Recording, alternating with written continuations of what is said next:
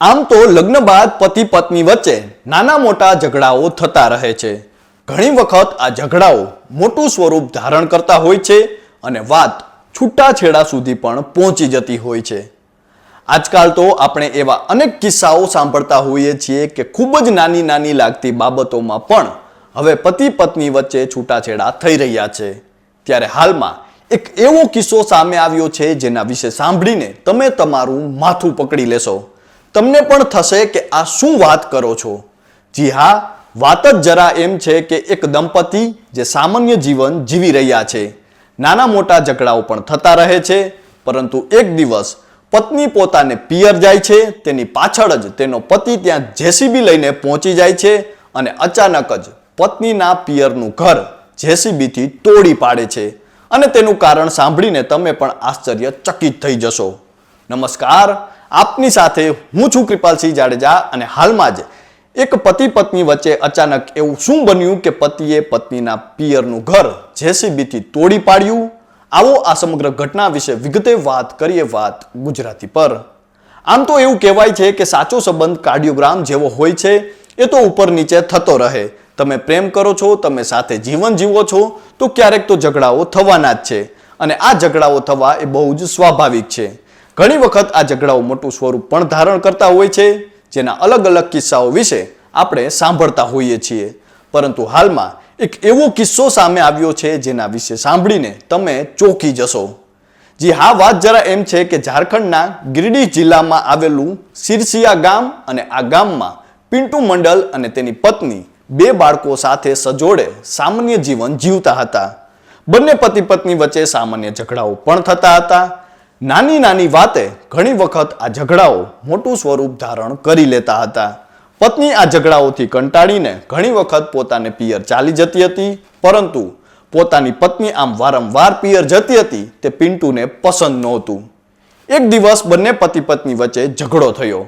આમ તો હવે આ રોજબરોજની ઘટના હતી અને પતિએ ના પાડી હોવા છતાં પત્ની પોતાના બાળકો સાથે પિયર પહોંચી જાય છે અને રાત્રિના સમયે જ્યારે પિયરના લોકો બધા સૂતા હોય છે ત્યારે પિન્ટુ જેસીબી લઈને પત્નીના પિયર પહોંચે છે. અચાનક જ તે જેસીબીથી ત્યાં ઘર બહારની દિવાલો પાડવાનું શરૂ કરે છે અને જોત જોતામાં તો તે તેના પત્નીના પિયરની ઘરના બહારની બધી જ દિવાલો તોડી પાડે છે અને તે ઘરને પણ તોડી પાડવાનો પ્રયાસ કરે છે. આ ઘટના સમયે ઘરમાં કોઈ પુરુષ સભ્ય હાજર નહોતા. ફક્ત તેની સાસુ, પત્ની અને બે નાના બાળકો જ સૂતા હતા. જેસીબીથી દિવાલ તોડવાનો અવાજ સાંભળીને અંદર રહેલી માતા અને પુત્રી છત પર ચઢી ગયા અને બૂમો પાડવા લાગ્યા, પરંતુ ત્યાં સુધીમાં તો દિવાલ પડી ગઈ હતી. અવાજ સાંભળીને નજીકના ગ્રામજનો પહોંચ્યા ત્યારે પિન્ટુ જેસીબી લઈને ભાગી ગયો હતો. આ ઘટના બાદ મહિલાએ પોલીસમાં લેખિત ફરિયાદ પણ નોંધાવી છે અને તેના પતિ સામે કાર્યવાહીની માંગ પણ કરી છે. ઘટના બાદ આરોપી પિન્ટુ મંડલના જણાવ્યા મુજબ તેના લગ્નને લગભગ 4.5 વર્ષ થયા છે. દરમિયાન જ્યારે પણ કામનો સમય હોય છે ત્યારે તેની પત્ની તેના માતા પિતાને ઘરે ચાલી જાય છે. તેને મનાવવાને બદલે તેના માતા પિતા પણ તેને ટેકો આપે છે. મેં ઘણી વખત પ્રયાસો કર્યા છતાં તે અહીં આવવા માટે તૈયાર નહોતી. એ ઉપરાંત બંને બાળકોને પણ આવવા દેવામાં આવતા નહોતા. આવી સ્થિતિમાં મેં નક્કી કર્યું કે જો પત્નીના પિયરનું આખું ઘર જ તોડી પાડીશ તો પત્ની તેના માતા પિતાના ઘરે નહીં જાય અને તે ત્યાં જ રહેશે. બીજી બાજુ તેની પત્ની ઉર્મિલાએ પણ જણાવ્યું છે કે તેનો પતિ દરરોજ રાત્રે દારૂ પીને ઘરે આવે છે અને તેને માર પણ મારે છે.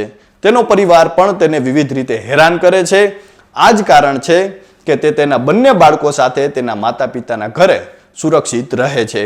તે મારપીટ અને હેરાનગતિથી કંટાળી ગઈ છે.